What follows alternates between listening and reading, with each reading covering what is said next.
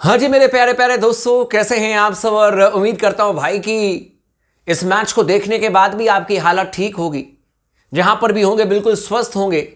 ज्यादा स्ट्रेस मत लीजिएगा, हाइपर टेंशन का शिकार मत होइएगा भाई लोगों, क्योंकि नई टीम इंडिया है भाई। विराट कोहली, रोहित शर्मा की क्या ही जरूरत थी।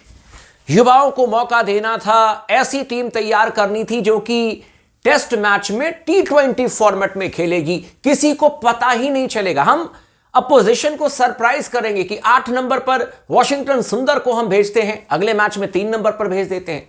अगले मैच में ध्रुव जोरेल को हम भेज देंगे 4 नंबर पर। Oh my God! अरे भाई साहब, मैनेजमेंट से कोई पूछे मैच पर तो चर्चा करेंगे, लेकिन आज पहले यार फ्रस्ट्रेशन निकालने दो। मतलब दिमाग खराब हो गया, आज दिल की बात कहने दो। मैंने भी बैक किया था ध्रुव जोरेल को, कहा था कि हां अच्छी फॉर्म में है, खेलना चाहिए। लेकिन तब भी मैंने यह सवाल किया था कि क्या भारत में और कोई टैलेंटेड प्लेयर नहीं है क्या, और किसी ने रन नहीं किया है क्या। आप लोगों को एक मैं स्टैट बता देता हूं भाई लोगों। सरफराज खान का जो बैटिंग एवरेज है डोमेस्टिक क्रिकेट में वो 63 या 64 का है। और आपकी जो इस समय टीम है ना, उसके तमाम प्लेयर्स 1 से लेकर के 11 प्लेयर, आप एवरेज निकाल करके देख लो उनका डोमेस्टिक क्रिकेट में, सबका सरफराज से कम का एवरेज है। इनफैक्ट शुभमन गिल का भी। लेकिन आपने उसको स्क्वाड तक में नहीं रखा। अब मैं कहूंगा तो लोग कहेंगे सरफराज को अभी क्यों याद कर रहे हो। अरे भाई, मैं एक सवाल पूछ रहा हूं, आज दिल की बात करने दो भाई लोगों। विराट कोहली की फिटनेस को देख करके लग रहा था कि विराट कोहली टेस्ट मैच खेलने लायक नहीं है। किसने दबाव डाला विराट कोहली के ऊपर में और उनको जबरदस्ती रिटायरमेंट दिलाया गया है।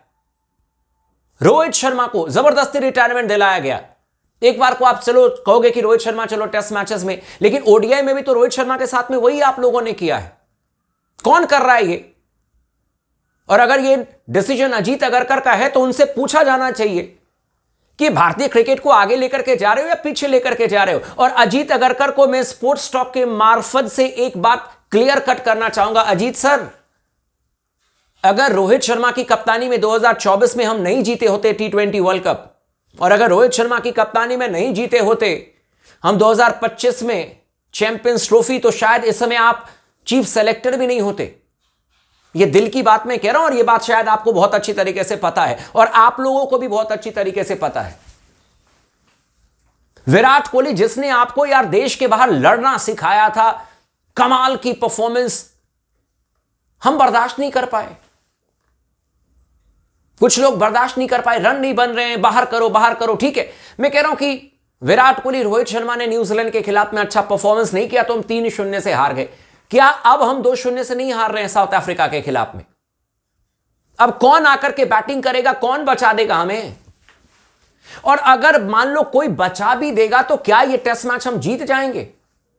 क्या ऐसा चमत्कार हो जाएगा कि साउथ अफ्रीका के पास में जो 314 रनों की बढ़त है वो 318 पर साउथ अफ्रीका ऑल आउट हो जाएगी। 4 रन पर 10 विकेट ले लेंगे और फिर हम बैटिंग करने के लिए आएंगे और मैच जीत जाएंगे। हर दूसरा बल्लेबाज ट्रेविस हेड बन जाएगा, मैच जिता कर चला जाएगा। यह क्रिकेट को मजाक समझ रखा है क्या? साउथ अफ्रीका की टीम वेल प्रिपेयर्ड है, क्वालिटी है। एक एक करके सवाल करूंगा यार, मुझे कुछ समझ में नहीं आ रहा। मैं दिल की बात सिर्फ आप लोगों के सामने में। नीतीश कुमार रेड्डी, भारत के ऑलराउंडर। अरे ऑलराउंडर तो देखो मुथुस्वामी को, ऑलराउंडर देखो मार्को येंसन को। यार 93 रन बना करके गए हैं मार्को येंसन, और 6 विकेट लेकर के गए हैं। जहां पर कि स्पिनर का बोलबाला होना चाहिए वहां पर 6 विकेट मार्को येंसन के नाम है। और हमने नीतीश कुमार रेड्डी से कितने ओवर की गेंदबाजी कराई? 4 ओवर की गेंदबाजी। वेस्ट इंडीज के खिलाफ में दिल्ली टेस्ट मैच में आपको याद होगा कि 2 दिन तक भारतीय टीम फील्ड पर रही, नीतीश कुमार रेड्डी से गेंदबाजी नहीं कराई गई। और बयान, स्टेटमेंट बड़े बड़े कि नीतीश कुमार रेड्डी को हम सिर्फ फॉरेन कोटे का प्लेयर नहीं रखना चाहते हैं, उनको भारत में भी मौका मिलेगा। अरे मौका मिलेगा तो मौके को भुनाए तो सही नीतीश कुमार रेड्डी। इसलिए खेल रहे हैं कि 10 रन बनाऊंगा, 4 ओवर गेंदबाजी करूंगा। यह एक ऑलराउंडर की भूमिका होती है टीम में। इस समय जो भारतीय टीम की बैटिंग लाइनअप है उसके बेस्ट बल्लेबाज हैं आपके वॉशिंगटन सुंदर। हर मैच में वो रन कर रहे हैं। टेस्ट मैच में भाई साहब रिस्पॉन्सिबिलिटी के साथ में खेली जाती है। टेस्ट मैच में आप हवाई चीजें नहीं करोगे। मैं इतना डिसअपॉइंट हुआ यार ऋषभ पंत को लेकर के, मतलब मैं सही बता रहा हूं, मेरा एकदम आपा में खो बैठा। और कई बार मैंने चर्चा किया है ऋषभ पंत को लेकर के, यार ऐसे नहीं कह सकते हो कि मैं इसी तरीके से खेलता हूं, फिर तो आप ये कहोगे कि लप्पेबाजी मैं करता हूं, बल्ले पर गेंद चढ़ गई तो बल्ले बल्ले, नहीं तो थल्ले थल्ले। यह कोई बात थोड़ी ना होती कि मैं एक ही अंदाज से खेलूंगा। क्यों एक ही अंदाज से खेलोगे यार ऋषभ भाई? You need to respect the situation यार। आप टेस्ट मैच के कप्तान हो यार, कम से कम उसी हिसाब से बैटिंग कर लेते। और ध्रुव जुरैल को जरा समझाओ, 4 नंबर पर बैटिंग करने के लिए उनको भेजा गया, और ध्रुव जुरैल 4 नंबर पर सचिन तेंदुलकर बैटिंग किया करते थे, और 4 नंबर पर उसके बाद विराट कोहली बैटिंग करते थे। और दोनों के बारे में बताने की तो जरूरत नहीं है मेरे प्यारे भाई। और 4 नंबर पर आकर के ये क्या किया यार? किस तरीके की बैटिंग, मतलब सदमा लग गया भाई इंडियन फैंस को। T20 में हम जीत जाएंगे, T20 हम जीत रहे हैं, वहां पर भी सदमा लग गया। इंडिया ए ने सदमा दे दिया बांग्लादेश के खिलाफ में। भाई समझ नहीं आ रहा है कि बहुत उल्टे सीधे फैसले में कुछ नहीं। ऐसा नहीं है कि रातों रात टीम खराब होगी भाई लोग, ऐसा कुछ नहीं है। अगर आप लोग फुटबॉल देखते हो तो जरा देखना EPL में लिवरपूल की टीम ने किस तरीके से शुरुआत की, और लिवरपूल की टीम इस समय कहां पर है? टॉप टीम थी, सबसे ज्यादा पैसे इन्वेस्ट करके सबसे बेहतरीन स्ट्राइकर को लिया, इस समय 11वें नंबर पर झूल रही है लिवरपूल की टीम। मैं बहुत बड़ा फैन हूं लिवरपूल का। सिर्फ नाम से कभी आप स्पोर्ट में नहीं जीत सकते हो, कभी नहीं जीत सकते हो। काम करना होता है, स्ट्रैटेजी बनानी होती है।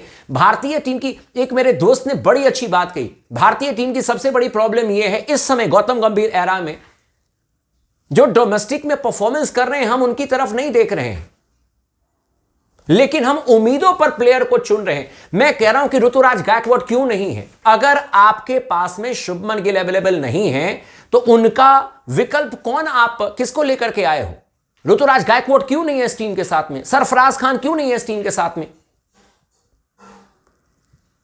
और कुछ लोग बिल्कुल सही कहते हैं इसलिए नहीं है टीम के साथ में क्योंकि अगर वो होंगे तो उनको प्लेइंग 11 से बाहर करना बड़ा मुश्किल हो जाएगा। आप ऐसे ऐसे प्लेयर को चुन रहे हो जिनको कि आप आसानी से साइडलाइन पर लगा करके रखोगे, प्लेइंग 11 से आप बाहर कर दोगे। इसीलिए आपने ध्रुव जुरैल को ओडीआई में टीम में शामिल किया है कि उसको प्लेइंग 11 में रखना ही नहीं है, कोई सवाल ही नहीं करेगा। संजू होते तो सवाल हो जाता, ईशान होते तो सवाल हो जाता। सरफराज जिसने डोमेस्टिक क्रिकेट में सबसे ज्यादा रन बनाया, लोगों ने कहा फिटनेस फिटनेस, अरे 17 किलो वजन कम कर लिए, फिट हो गया, अब क्या चाहते हो? तो नहीं, ठीक है भाई, ये टेस्ट मैच हाथ से निकल चुका है।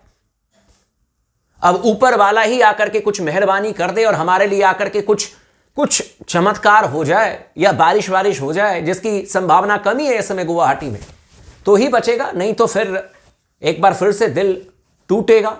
न्यूजीलैंड के खिलाफ में 3-0 से हारे तो साउथ अफ्रीका के खिलाफ में 2-0 से हारेंगे। और टेम्बा बाउआ ने जो बात कही ना, वो सारी बातें सच होगी। और भी वीडियोस बनाऊंगा, चर्चा करूंगा। बहुत गुस्से में हूं यार, एक एक करके हर प्लेयर पर डिस्कस करेंगे। चैनल को सब्सक्राइब कर लीजिएगा, वीडियो को जरूर लाइक कर लीजिएगा।